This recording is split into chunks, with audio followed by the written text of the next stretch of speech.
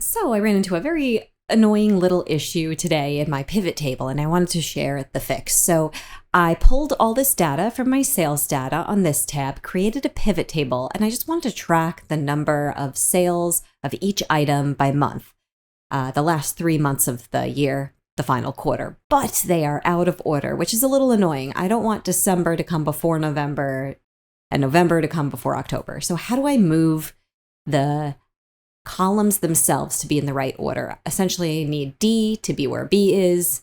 I need B to be where D is. How do I do it?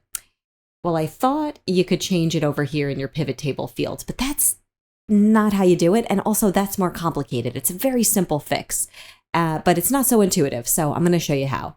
You're going to go into the cell you want to move. The cell is the rectangle itself or the square itself. So this would be an empty cell. I'm going to go to the October cell. I'm hovering now over the little edge, and I get that four-way arrow symbol. That's the move tool. Now I'm going to click my left mouse button, hold it down, and move, and you could see that green line appear. That is going to move the column within this pivot table. So simple, but not the most obvious thing. So now with it still being held down, I'm moving it to the right spot, letting go. And look at that, October has now been moved. It comes before December and November, but we still have to move November, so let's do that as well. I have it clicked and selected. I hover over the edge here to get the move symbol, and I'm going to slide it